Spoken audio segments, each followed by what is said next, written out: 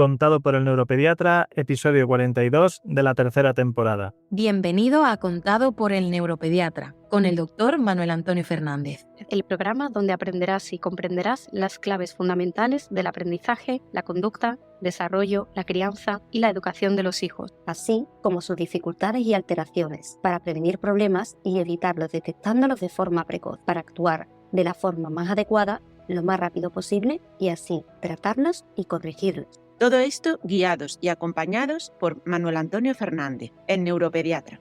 Y un magnífico equipo de profesionales especializados en neurociencias. Testimonios en primera persona, colaboración de expertos de diferentes ámbitos, algún que otro personaje famoso y todo lo necesario para conseguir tus objetivos parentales. Este programa es para padres responsables e implicados al 100% o al 200% en el proceso de crianza y educación de sus hijos, neurotípicos o neurodiversos, con capacidades habituales o capacidades especiales que quieran algo más para ellos. Para padres luchadores e inconformistas que están dispuestos a darlo todo por su familia, a emprender, a aprender, a esforzarse y a ofrecer lo mejor de sí mismo por sus hijos. Este programa está imaginado, pensado, creado y desarrollado especialmente para ti. Bienvenidos a un nuevo episodio de Contado por el neuropediatra. Soy Cris Cárdenas, responsable de comunicación del equipo, y en este episodio os voy a acompañar. Elegir colegio puede ser un quebradero de cabeza para muchas familias, especialmente cuando existen dudas sobre el desarrollo o el aprendizaje del niño. ¿Es mejor un colegio público, concertado o privado? ¿Qué debemos mirar más allá del proyecto educativo? ¿Y cómo saber si el centro cuenta con los apoyos que nuestro hijo necesita? Hoy hablamos de todo esto con Eli Medrano Luna, pedagoga terapéutica en INAMP, que nos ayudará a entender qué tener en cuenta a la hora de elegir centro, cómo funciona el apoyo dentro del aula y qué papel juegan las familias en todo este proceso. Muy buenas, Eli, bienvenida al podcast. Para empezar, cuando una familia está eligiendo colegio, ¿qué aspectos o requisitos debería tener en cuenta para saber si un centro es el adecuado para su hijo? Bueno, esto es una de las cuestiones que más dudas genera en los padres a la hora de matricular a su hijo o su hija en un centro nuevo, ya sea bien por un cambio en primaria o por simplemente el paso de la etapa de infantil a primaria. Es importante que veamos más allá del prestigio del centro o de los resultados académicos que el centro publique o presente, ¿no? Es muy importante que el centro cuente con una cultura inclusiva real, es decir, que sea capaz de adaptar su enseñanza con la presencia de especialistas como PT, pedagogía terapéutica, AL, audición y lenguaje, y un departamento de orientación activo. Además, tiene que ofrecer unos recursos materiales como apoyos visuales, tecnología adaptada y, sobre todo, recursos humanos comprometidos, que en general esto es lo más complicado de encontrar, ¿vale? Que principalmente el colegio esté dispuesto a organizar una serie de reuniones periódicas con la familia, adaptar estas tareas y fomentar la cooperación entre los alumnos. Es un centro, para mí eso sería ser un centro preparado, ¿no?, para atender a la diversidad. Claro, quiero decir que hay que ver en qué medida están dispuestos a hacer adaptaciones, de qué manera puede incluir cualquier tipo de dificultad que presente cualquier niño o niña en el aula. Cuáles son esas medidas que se adoptan para cubrir estas necesidades. Hay que ver mucho más allá de si, por ejemplo, un centro es privado, público, concertado, ¿vale? A eso me quiero referir en concreto, que no solo cuenta el prestigio del centro. Es que me han dicho que este centro es muy bueno porque, bueno, hay que ver los recursos humanos principalmente que tiene el centro y ese departamento de orientación, esas medidas que se suelen tomar frente a cualquier dificultad, ¿vale? Totalmente de acuerdo, Eli. Al final lo que se busca es que esos servicios estén realmente activos y que las familias después no se lleven sorpresas. Vamos a centrarnos ahora en la figura del maestro o maestra de pedagogía terapéutica. Una figura o un papel que no siempre está del todo claro en qué consiste su labor. Por ello, cuéntanos cuál es exactamente su función dentro del centro educativo. El PT o maestro o maestra de pedagogía terapéutica es el profesional que se encarga de ajustar la enseñanza a las necesidades individuales de los alumnos que presentan dificultades de aprendizaje, algún tipo de discapacidad. Esto quiero recalcarlo porque también viene, ¿no? Podemos hilar con la pregunta anterior que hemos hecho de qué requisitos tiene que tener el centro. Pues bien, es muy importante dejar claro que es la enseñanza la que se adapta a las necesidades del alumno o de la alumna. El alumno no tiene que encajar en un centro. Es el centro el que tiene que estar preparado para ofrecer, para cubrir todo ese tipo de necesidades. Y justamente el PT es una pieza clave para que esto ocurra. Es el encargado de diseñar planes de intervención, adapta los materiales, realiza el seguimiento de los progresos y sobre todo creo que lo más importante es que tiene que coordinar todo esto con los tutores, con la orientación y con la familia. El PT no es solo el que saca a los alumnos del aula porque necesitan, no. También interviene dentro del grupo clase y asesora al profesor, al tutor, para que estén cubiertas esas necesidades del alumno. Y esto además lo hace de manera individual, con cada alumno que presente cualquier tipo de dificultad. O sea que es una pieza muy clave para cualquier centro. Me parece muy interesante esa reflexión que has hecho sobre que es el centro el que se tiene que adaptar un poco al niño y no al revés. Yo creo que esto es clave y que es fundamental que las familias lo tengan claro y que por eso busquen un centro que realmente funcione así. Pero bueno, vamos a seguir con otro tema que yo creo que también genera muchísimas dudas frecuentes, y es que a veces surge la duda de si el niño necesita apoyo PT en aula ordinaria o si es más adecuado un aula específica. Esto yo sé que trae muchos quebraderos de cabeza. La cuestión es, ¿cómo se decide eso y cuáles son las principales diferencias entre ambas modalidades? Esto es otra de las preguntas más frecuentes que me suelen hacer las familias. ¿Cómo sé yo si tengo que elegir PT, pedagogía terapéutica, AL, audición y lenguaje, o un aula específica? Vale, esto no depende de nosotros, no depende de la familia, depende entonces de la evaluación psicopedagógica que se le haga al alumno o a la alumna, ¿vale? Es cierto que debe haber un consenso con la familia. La familia tiene que aceptar si le parece bien o si le parece mal después de haberle hecho la evaluación. Entonces, el PT se va a centrar en aprendizajes básicos y estrategias cognitivas. El AL se centra más en la comunicación, en el lenguaje oral. Incluso puede tocar comprensión, aunque creo que esto es más específico de PT. Y el aula específica lo que ofrece es una atención más intensiva, con un grupo más reducido y un círculo muy adaptado, ¿vale? Entonces, un niño o niña que presente autismo con un grado de afectación significativo puede ser un beneficio para él una aula específica, pero esto hay que evaluarlo, porque también puede ser muy beneficioso que esté en el aula normativa y se le preste ayuda en el propio aula, porque también puede desarrollar otro tipo de habilidades sociales que en el aula específica, pues quizás lo haga de manera más lenta. Entonces, hay que valorar si aula específica es beneficiario para ese alumno en concreto o no lo es. Entonces, es importante que después de esta evaluación se haga una reunión con la familia y se presenten, ¿no? Se ponga sobre la mesa todos los pros y contras que tiene una aula específica, ¿vale? Hay que tener en cuenta, esto es verídico, esto es la vida misma. Hay varios centros que te dicen aula específica. ¿Por qué? Pues porque los niñas que presentan ciertos tipos de dificultades, sobre todo suelen ser autismo y TDAH, me molesta en clase, me molesta. Tengo otros 24 alumnos en el aula que me lo distrae, que es que no para quieto, molesta a todos los compañeros, es que no puedo continuar con el ritmo de la clase. Bueno, hay que tener cuidado con este tipo de centros que te dicen desde el principio aula específica. Cuidado con esto. Cuidado con ese tipo de intenciones de no quiero que me moleste en el aula. No. Cualquier tutor, cualquier maestro de aula específica tiene que tener la capacidad de fomentar esa inclusión.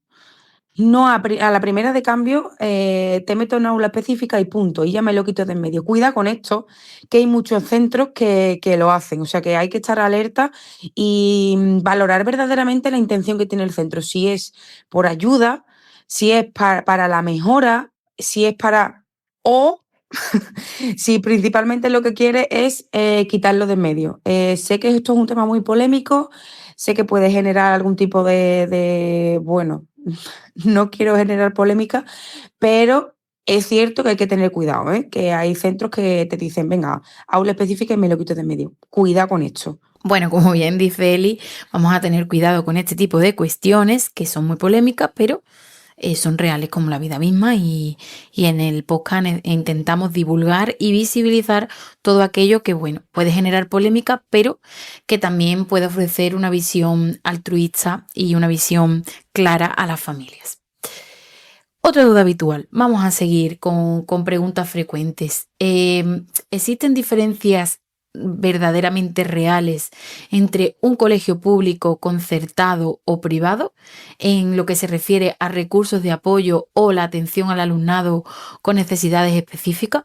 Vale, pues al hilo de todo lo que venimos hablando, de cómo elegir un centro, que yo creo que lo estamos tocando en casi todas las respuestas, todas las preguntas, ¿cómo sé yo si elegir un colegio concertado, privado o uno público? Después de todo lo que hemos hablado, creo que tenemos ya bastantes pistas de qué centro elegir, qué requisitos son los que estoy buscando. No depende de si el centro es concertado o privado o es un centro público.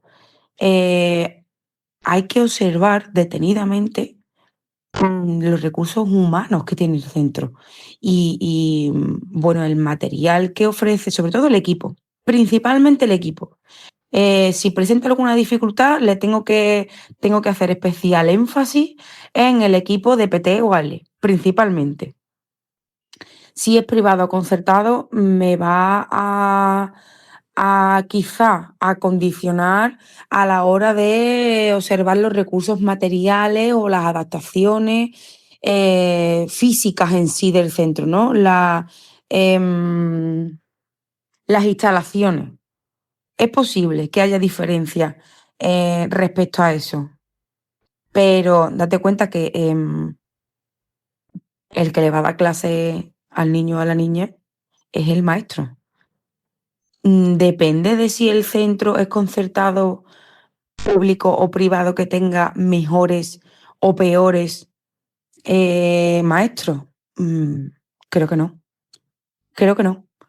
Incluso te puedo decir que yo apuesto por los centros públicos, porque al final hay ahí un esfuerzo muy grande por parte de los maestros a la hora de opositar, que en los centros privados concertados puede que no haya.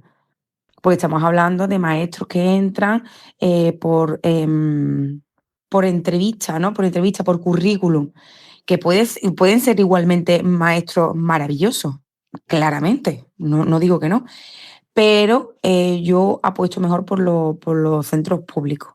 Pero ya te digo, es que depende del propio maestro, es que no depende de si el centro es privado, si el centro es público o no. Tienes que ver que el centro colabore con la familia, si tiene una buena adaptación, una buena metodología, si ofrece apoyos reales, si se percibe un buen ambiente, ¿no? De respeto, sobre todo hacia la diversidad. Va a depender de los recursos humanos en sí del centro. Da igual si es privado, concertado o público. Vale, entonces básicamente lo que podemos sacar en claro, según tu opinión, Eli, es que no depende tanto de público, privado, concertado, sino más bien de observar el equipo que hay detrás, en qué manos van a estar nuestros hijos y qué materiales o qué servicios reales van a tener. Que al final, como bien dice, es lo que venimos reiterando en toda esta conversación. Vale, otra duda que creo que también es fundamental tratar es ¿qué información tienen derecho a conocer las familias sobre la intervención o las adaptaciones que se hacen con su hijo dentro del centro escolar? Mira, esto es una de las cosas que los padres vienen con tantas dudas. Eli, pero ¿yo qué tengo que saber? Yo no sé, a mi hijo le han dicho, a mi hija, que va a tener ayuda con la PT a raíz de la evaluación psicopedagógica, ¿no? ¿Y eso qué es? Pero, ¿y ahora qué pasa? ¿Qué se supone que van a hacer con mi hijo en el centro? Y fíjate, pero te puedo decir que el 90% de las familias que me preguntan no tienen ni idea de qué es lo que pasa después de la evaluación. Y esto contando con que ya le hayan hecho la evaluación, porque en muchas ocasiones he visto que hay una dificultad real y que no se está tomando cartas en el asunto. No ha empezado el proceso de evaluación o de algún tipo de estrategia, no. O sea, contando con que ya se haya hecho la evaluación, la mayoría de los padres me preguntan, ¿y ahora qué? Entonces, las familias tienen el derecho a conocer todo el proceso educativo interventivo, todo, absolutamente todo. Los resultados de la evaluación psicopedagógica, de hecho, tienen que incluso que aceptarla. Los objetivos de trabajo, la frecuencia de las sesiones, los profesionales que intervienen, los progresos del alumno. Tiene que haber una periodicidad, además bastante frecuente, para que los padres estén, o los tutores legales estén informados de absolutamente todo lo que ocurre con su hijo o con su hija. Lo que se está trabajando, si estamos trabajando, pues, yo qué sé, atención, autonomía, lo que sea. Las pautas que tienen que seguir en casa, esto también es muy importante. Aunque la mayoría del día, que pasen mucho tiempo en el centro, en el colegio, en casa también está bien orientar a las familias para que todos sigan la misma línea, para que la evolución sea más rápida, más consistente, que se afiance mejor. También tienen que recibir los padres ciertas pautas. Y entonces la comunicación tiene que ser completamente transparente, que genere confianza y que haya coherencia educativa entre la familia y el propio centro. Entonces, los padres tienen derecho a conocer absolutamente todo. Vale, pues yo creo que nos queda claro que para todas aquellas familias que tengan esta duda o que se vean en esta situación, tenéis claro que tenéis derecho a conocer todo el proceso y todo lo que se está haciendo con vuestro hijo a nivel de adaptaciones, intervención en lo que es el centro escolar. Para seguir un poco en la línea de la pregunta, algo interesante también es saber cómo se diseña un plan de intervención o una adaptación curricular y quién participa en ese proceso. Así que, Eli, acláranos un poco este tema. A ver, el plan de intervención estaríamos hablando ya de una adaptación curricular, ¿vale?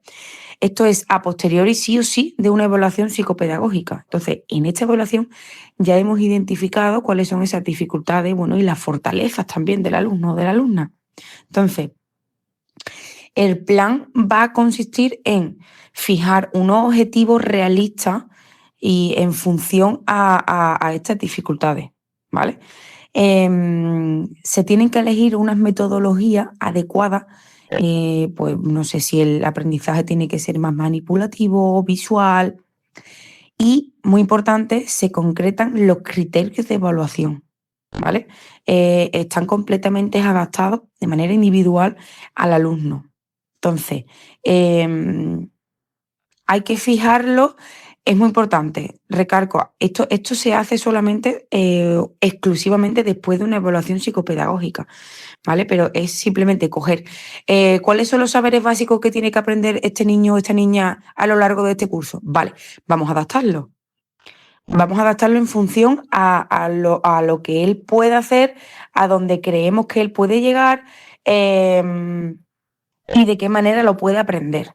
Entonces vamos a evaluar también de manera adaptada a este tipo a estos objetivos que acabamos de marcar. También hay que diseñarlo en función dependiendo también de la asignatura, ¿no? También hay que detenerse en para qué asignatura necesita la adaptación. Entonces se va a hacer de manera coordinada con el tutor de la asignatura, el PT o el AL y bueno, como hemos dicho antes, pues los padres, la familia tiene que estar informada, por supuesto. El equipo directivo también influye, ¿vale? Todo se hace de manera coordinada, que haya una cooperación entre todos, ¿vale? Vale, yo creo que queda claro la cuestión que venimos resolviendo sobre cómo se diseña esa adaptación curricular, ¿vale? Venimos hablando de un poco cómo o cuáles son los derechos de las familias con respecto al centro escolar. Y en este caso vamos a darle un poco la vuelta a la moneda y vamos a ver desde casa cómo pueden las familias colaborar con el trabajo que realiza el PT o la PT en ese centro escolar. A ver, no creo que las familias tengan que colaborar con la PT en sí, desde casa.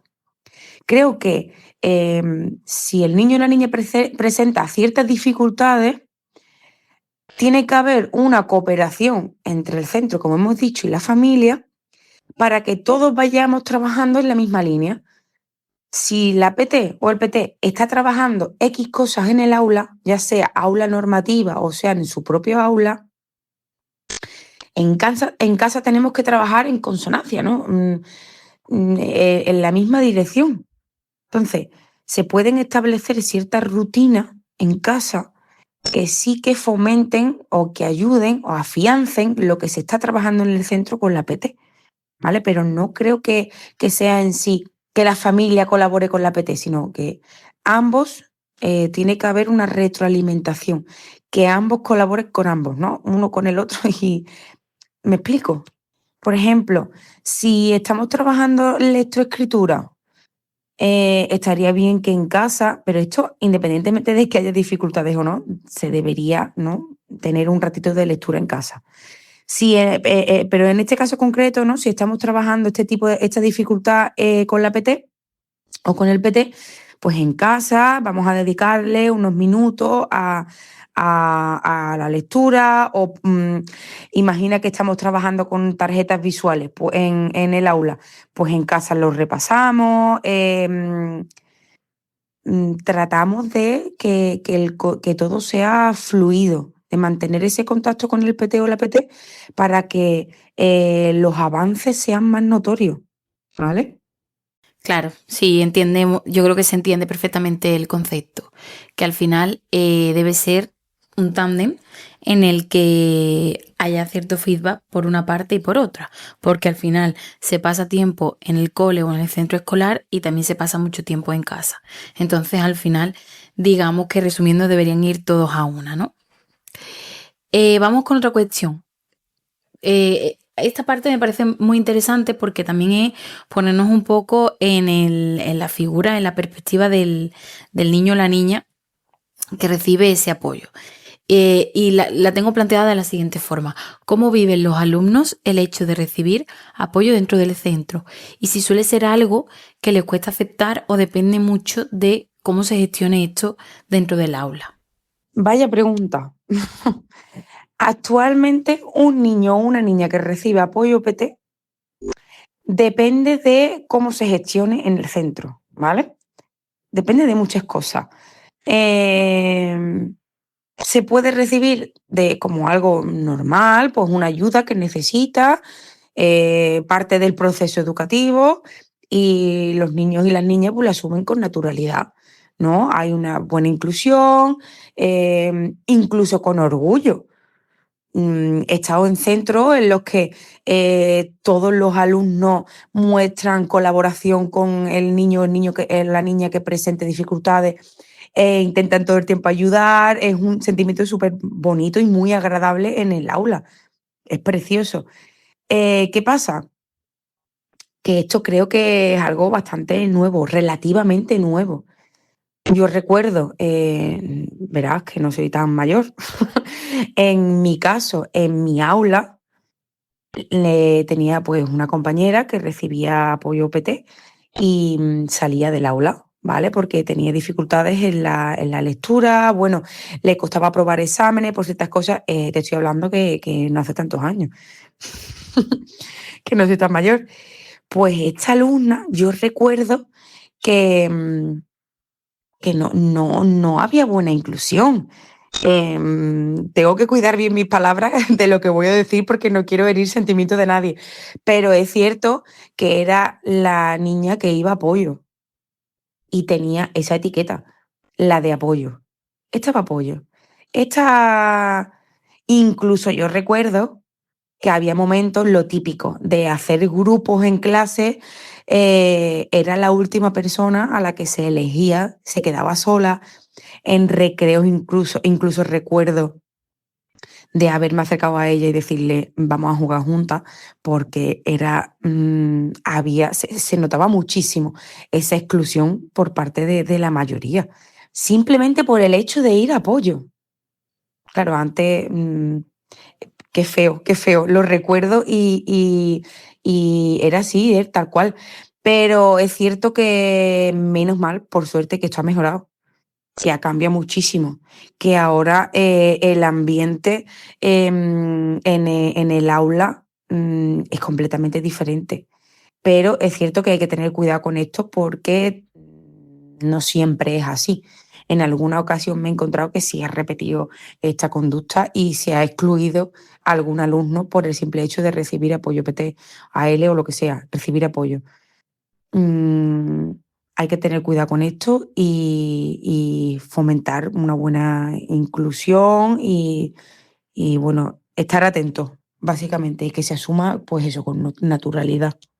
Bueno, esto que cuentas era más común de lo que pensamos porque más o menos pues tenemos la misma edad, él y yo. No somos tan mayores, yo no me considero tan mayor. Y bueno, sí, pienso que en ese momento lo que era los niños que se iban a apoyo no se les trataba como a los demás. Era una realidad y estoy contigo en eso de que al final era necesario darle una vuelta a cómo se gestiona esto en los coles y por lo que cuentas imagino que a día de hoy es bastante diferente en los centros escolares y de verdad que me alegro. Y bueno, pues para terminar, me gustaría que nos contara cuáles dirías que son los mayores retos con los que te encuentras en tu trabajo como pedagoga terapéutica en el día a día, para conocer también un poquito tu perspectiva y así completar ese círculo de familia, centro escolar, alumnos, y ahora a ver qué es lo que se encuentra una PT en su día a día, que seguramente que son bastantes retos. Pues me parece una buena pregunta como cierre porque puede englobar casi que todas las anteriores. ¿Qué es lo más importante? El reto que me encuentro más a menudo en mi trabajo, pues la coordinación entre profesores, la familia y toda la ayuda que reciba el niño o la niña extraescolares. Es muy complicado, es muy difícil. Yo entiendo que es muy difícil. La mayoría de las familias les falta información, no saben cuándo preguntar, cuándo no, a qué tengo derecho a saber. Es muy complicado. Y me cuesta bastante tener una buena coordinación con los centros, sobre todo. Bueno, te encuentras de todo. También tengo PTs o AL con las que mantengo el contacto casi a diario y me lo ponen muy fácil. Me lo ponen muy fácil. Es una comunicación muy sencilla, muy fluida y es genial. Y con la familia, pues bueno, en cada sesión hablo con los padres, ya venga el padre o la madre, los dos juntos, da igual, quien venga. Suelo hablar en todas las sesiones con la familia y también es muy sencillo. Pero hay otras ocasiones en las que coordinar esas 3 grandes áreas, es muy difícil que todo vaya en la misma dirección. Es muy complicado. Así que eso puede ser para mí mi mayor reto. Lo mejor de todo es que, al igual que es un reto, cuando la comunicación sí que existe, celebramos cualquier pequeño avance y esto es maravilloso. Dentro de las funciones que yo cumplo en mi trabajo, creo que es lo más gratificante después de superar este reto. Celebrar cada pequeño avance y que haya pues esa alegría por parte de la familia, del centro, creo que es lo más gratificante y merece la pena realmente superar esa barrera de coordinación y comunicación entre las 3 áreas, entre la familia, el centro y nosotros. Y creo que es muy bonito, creo que es la mejor recompensa. Elegir colegio es una de las decisiones más importantes en la infancia y hacerlo con información y acompañamiento puede marcar una gran diferencia. Como nos ha contado Eli, más allá del nombre del centro o su ideario, lo esencial es cómo ese colegio entiende y apoya la diversidad, cómo trabaja en equipo con las familias y cómo garantiza que cada niño pueda aprender a su ritmo. Muchas gracias, Eli, por ayudarnos a mirar este proceso con otros ojos y sobre todo comprender más allá de esas dudas frecuentes que la familia y todos solemos tener. Y gracias a todos los que nos escucháis y recordad que podéis encontrar más recursos y contenidos sobre educación y neurodesarrollo en elneuropediatra.es. Y también os animo a que nos sigáis en los diferentes canales de redes sociales y que nos ayudéis a completar nuestro reto de llegar a 200.000 suscriptores en nuestro canal de YouTube. Nos vemos en el próximo episodio de Contado por el Neuropediatra.